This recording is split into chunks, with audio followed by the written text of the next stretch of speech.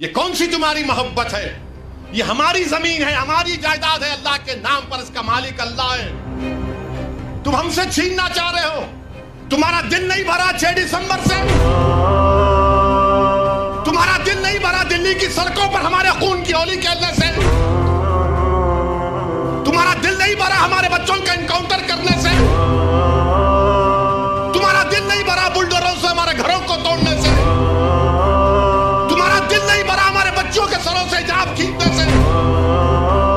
تمہارا دل نہیں بھرا ہم کو اس ملک کی شریعت ختم کرنے کا قانون بنایا، اب تم ہم کو ہمارے وجود کو مٹانا چاہتے ہو؟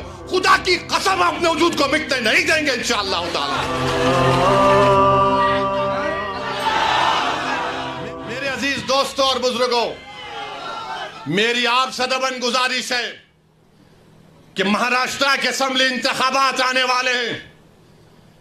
میں آپ سے اپیل کر رہا ہوں، جو لوگ وقف کی جائیدادوں کو برباد کرنے آ رہے ہیں، آپ اور ہم مل کر ان کو انشاءاللہ برباد کر دیں گے سیاسی طور پر۔ میری آپ سے اپیل ہے کہ میں یقیناً کہہ رہا ہوں کہ اس مہاراشٹر کی ویدھان سبھا میں آپ کو امتیاز جلیل کو اور مجلس کے نمائندوں کو بھیجانا ضروری ہے۔ تمہاری آواز ہو، اگر تمہاری آواز نہیں ہوگی تو کون آواز اٹھائے گا؟ تم نہیں دیکھتے پارلیمنٹ میں کیا ہو رہا ہے؟ تم نہیں دیکھ رہے پارلیمنٹ میں کون پکار رہا ہے دیوانوں کی طرح؟ کیا تم کو نظر نہیں آ رہا کہ کس کے کلیجے میں، سینے میں، کس کی آنکھ میں آنسو ہے جو تڑپ تڑپ کر دیکھ رہا ہے کہ میرے بربادی کا قانون میرے آنکھوں کے سامنے بنایا جا رہا ہے؟ کون ہوگا تمہاری آواز کو؟ چھوڑو ان چیزوں کو، کبھی اپنوں کو بھی تو اپناؤ، کبھی اپنوں کو تو سمجھو۔ جو تمہارے لیے دن اور رات محنت کر رہے ہیں ان کی آواز بنا کر بجاؤ۔ یقیناً ہرانا ہے انشاءاللہ تعالی، ان لوگوں کو ہرائیں گے انشاءاللہ تعالی، مگر ہرانے کا مطلب یہی نہیں ہے کہ تم اپنی آواز کا گلا گھونٹ دو۔ تم اپنی آواز کا گلا گھونٹ کر کیسے دوسروں کے سر پر تاج رکھ سکتے ہو؟ مجھے بتاؤ، یہ تو نہیں ہو سکتا میرے بھائی۔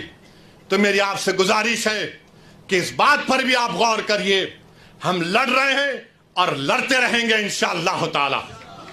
اور اگر مودی یہ قانون بناتے ہیں تو جیسا کہ پرسنل لا بورڈ نے فیصلہ لیا کہ اگر احتجاج ہوگا مودی جی تو آپ ہمارے وجود کو مٹانا چاہ رہے ہیں، بہتر یہ ہے کہ میں روڈ پر آ کر اپنے آپ کو ختم کر لوں، مگر اپنے گھر میں بیٹھ کر اپنی جائیدادوں کو چھیننا نہیں دیکھ سکتا جو اللہ اس کا مالک ہے۔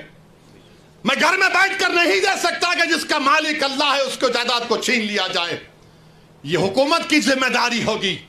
آپ کو اگر قانون بنانا ہے تو روزگار دو، قانون بنانا ہے تو مہیلاؤں کو بچاؤ۔ ارے کیسا ہمارا ملک ہو چکا ہے کہ اجین میں بیچ سڑک پر، فٹ پاتھ پر ایک ظالم شیطان ایک خاتون کی عصمت ریزی کر رہا۔ یہ کیسا ہمارا دیش ہو گیا ہے؟ یہ گاندھی کا ملک، یہ آزاد کا ملک، امبیڈکر کا ملک، کہ وہ اس کا ویڈیو نکال رہا ہے عصمت ریزی کا۔ یہ کیسا ہمارا وطن ہو گیا ہے جب ہم نے انگریزوں سے کھندے سے کھندا ملا کر جلیانوالہ باغ میں اپنی جانوں کو دے دیا، ہم نے کالا پانی کی سزائیں ہمارے ہندو بھائیوں کے ساتھ کاٹی۔ آج ایک اشرف منیہار کو ٹرین کے ڈبے میں پیٹا جاتا ہے تو کوئی اف نہیں بولنے تیار، بچانا تو چھوڑو کوئی اف بولنے کے لیے تیار نہیں ہے۔ یاد رکھو، جب آپ اپنی لڑائی نہیں لڑیں گے کوئی تمہاری لڑائی نہیں لڑے گا۔ تمہاری لڑائی تم کو لڑنا پڑے گا۔ تم 70 سال سے سوچ سوچ کر دھوکہ کھا چکے ہو کہ کوئی اور ہماری لڑائی لڑے گا۔ نہیں میرے بھائی، تاریخ میں اگر نام لکھا جانا ہے تو یہ وقت ہے اپنی لڑائی لڑنے کا، یہی وقت ہے اپنے ووٹ سے اپنے نمائندوں کو اورنگ آباد سے بھجانے کا۔ تو میری آپ تمام سے گزارش ہے کہ آپ پرسنل لا بورڈ نے جو آپ کے سامنے بات کہی ہے، آپ جوائنٹ ورکنگ کمیٹی کو اپنے اعتراضات، اپنا پروٹیسٹ ای میل اور پوسٹ کے ذریعے بھیجائیے۔ 15 سپٹمبر آخری تاریخ ہے، اور اللہ سے کثرت سے دعا کریے کہ پروردگار تو ہم کو زندہ رکھ کر یہ نظارے مت دکھا کہ ہماری زمینیں جس کا تو مالک ہم سے چھین لی جائے۔ اللہ سے ہم گر گڑا کر سربسود ہوئے، سے گر گڑا کر بھیک مانگیں، اتحاد پیدا کریے۔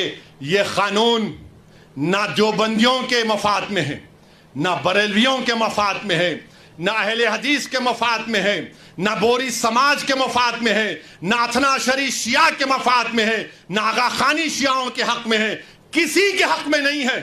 یہ صرف اور صرف موڈی جائیدادوں کو چھیننے کے لیے قانون بنا رہے ہیں. اللہ ان جائیدادوں کی حفاظت کرے.